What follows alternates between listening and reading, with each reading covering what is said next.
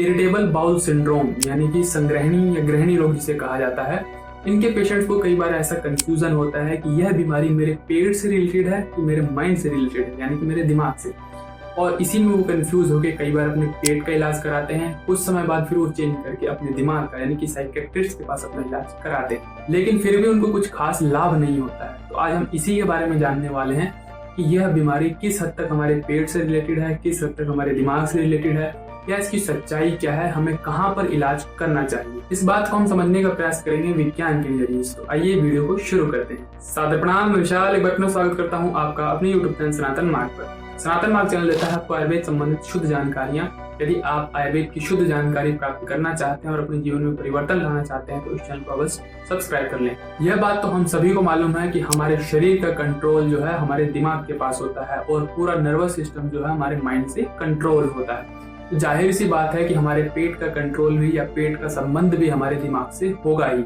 जब लोगों को IBS यानी कि इरिटेबल बाउल सिंड्रोम के सिम्टम्स आते हैं तो खास करके वो गैस्ट्रोएंटरोलॉजिस्ट के पास जाते हैं और वहाँ पर उनकी बहुत सारी जांचें होती हैं, जैसे अल्ट्रासाउंड, एंडोस्कोपी, स्टूल टेस्ट। और कई बार कुछ खास उस रिपोर्ट के अंदर नहीं आता है, सारी रिपोर्ट्स नॉर्मल होती है। डॉक्टर्स उनको डाइजेस्टिव सिरप, प्रोबायोटिक्स इत्यादि दे देते हैं जो कि उनकी पेट की समस्या में थोड़ा लाभदायक हुआ, परंतु उससे कुछ खास लाभ नहीं होता है। तो फिर से जब वो उन डॉक्टर के पास जाते हैं तो वो कहते हैं कि आपको पेट से नहीं बल्कि दिमाग से समस्या है और आपको अपना इलाज साइकियाट्रिस्ट के पास कराना चाहिए। और फिर वो साइकियाट्रिस्ट के पास जाते हैं जहाँ पर उन्हें मानसिक तनाव कम करने की दवाइयाँ दी जाती हैं, जिससे थोड़ा बहुत पेट पे फर्क पड़ सकता है, लेकिन पूरी तरह उससे भी काम नहीं बनता है। कुछ स्टडीज ऐसा कहती हैं, या हम इसको सामान्य तौर पर भी देख सकते हैं कि जब हमारा पेट ठीक रहता है, अच्छे से मोशन क्लियर होता है, भूख लगती है, तो हमारा मन भी काफी प्रसन्न रहता है। और इसका उल्टा भी होता है, यानी कि जब हमारा मन दुखी होता है तो हमारी पेट के अंदर भी समस्या हो जाती है। जैसे उदाहरण के तौर पर हम समझें कि जिस दिन हमारा कोई बहुत ही महत्वपूर्ण एग्जाम होता है या कुछ ऐसी बहुत महत्वपूर्ण चीज होती है, उस दिन हमें भूख वगैरह नहीं लगती, एक्साइटमेंट बहुत ज़्यादा होता है, या कहीं कि कई बार डर भी होता है। तो दोनों ही स्थिति में कई बार मोशन भी लोगों को लगने लग जाते हैं, यूरिन बहुत ज़्यादा पास होता है, बार बार स्टूल हो जाते हैं, अंदर से जो हार्ट बीट है वो बढ़ जाती है। तो ये सभी कंट्रोल दिमाग अपने पेट से खो देता है, जिसको ना समय पर भूख लगती है, ना ही समय पे मोशन क्लियर होता है। डर और घबराहट या कहें कि मानसिक तनाव के कारण इस प्रकार की स्थिति हो जाती है। लेकिन कई IBS के पेशेंट्स के साथ ऐसा होता है कि उनको किसी भी प्रकार का मानसिक तनाव नहीं है, लेकिन उनके पेट की जो मूवमेंट है वो बिगड़ी हुई है। ऐसे ही पेशेंट मुझे कई बार मिलते हैं जिनको कोई भी मेंटल डिप्रेशन नहीं होता, लेकिन उनको IBS की समस्या होती है और जबरदस्ती उनको पागल घोषित किया जाता है और डिप्रेशन की दवाइयाँ खिलाई जाती है। लेकिन जब वो IBS का सिम्टम के हिसाब से इलाज करना शुरू करते हैं और सही ट्रीटमेंट उनको मिल जाता है तो उनकी पेट की मूवमेंट भी ठीक हो जाती है। देखिए, मानसिक तनाव से आपको सिर्फ पेट की नहीं बल्कि बहुत सी बीमारियां हो सकती हैं, जैसे हार्ट रिलेटेड डिसऑर्डर हो सकते हैं, हृदय संबंधित बीमारियां, BP का बढ़ना, शुगर, डायबिटीज, इस तरह की समस्या हो सकती है।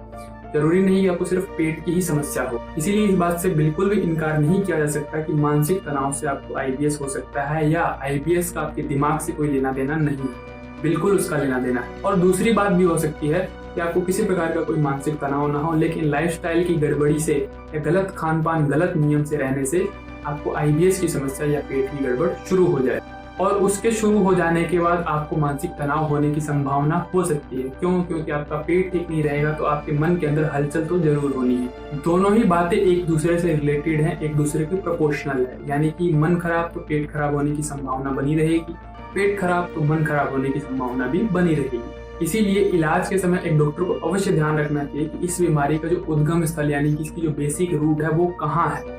ये बीमारी उसको डिप्रेशन से हुई है या ये बीमारी होने के बाद उसको डिप्रेशन हुआ है, और दोनों ही बातों को समझ करके दोनों ही चीजों को इलाज करना उचित है। यानी कि अगर आपको ये बीमारी डिप्रेशन से हुई है तो डिप्रेशन को शांत करने के साथ साथ आपको पेट की जो डाइजेस्टिव मूवमेंट है उनको भी ठीक करना पड़ेगा, उनका भी ट्रीटमेंट करना पड़ेगा। और यदि आपको यह बीमारी के कारण डिप्रेशन हुआ है तो भी उस समय दोनों ही काम करना पड़ेगा। आपकी पेट की मूवमेंट को ठीक करने के साथ साथ आपको मानसिक तनाव को भी कम करना पड़ेगा। लेकिन कई बार क्या होता है कि लोग इसको पूरी तरह से मानसिक बीमारी मान करके बैठ जाते हैं और सिर्फ मेंटल डिप्रेशन का इलाज करते रहते हैं। वहाँ पर पेट तो ठीक नहीं होता और कोई समस्या क्रिएट हो जाती है। अगर आपको तनाव के कारण हृदय संबंधित बीमारी हुई है तो आपको तनाव कम करने के साथ साथ हृदय को भी मजबूत करना पड़ता है, उसका भी ट्रीटमेंट करना पड़ता है। ठीक इसी प्रकार से आपको तनाव दूर करने के साथ साथ आईबीएस के अंदर आपको पेट का इलाज जरूर करना चाहिए। तो उम्मीद है आपको ये वीडियो समझ में आया होगा कि किस प्रकार से आईबीएस का रिलेशन हमारे माइंड से होता है और हमारे माइंड का रिलेशन आईबीएस से होता है। और इस मत में आयुर्वेद का भी यही कहना है, लेकिन ट्रीटमेंट के अंदर ध्यान रखना चाहिए कि सिर्फ यहाँ का ट्रीटमेंट करने से ये पूरी तरह ठीक नहीं हो जाने वाला।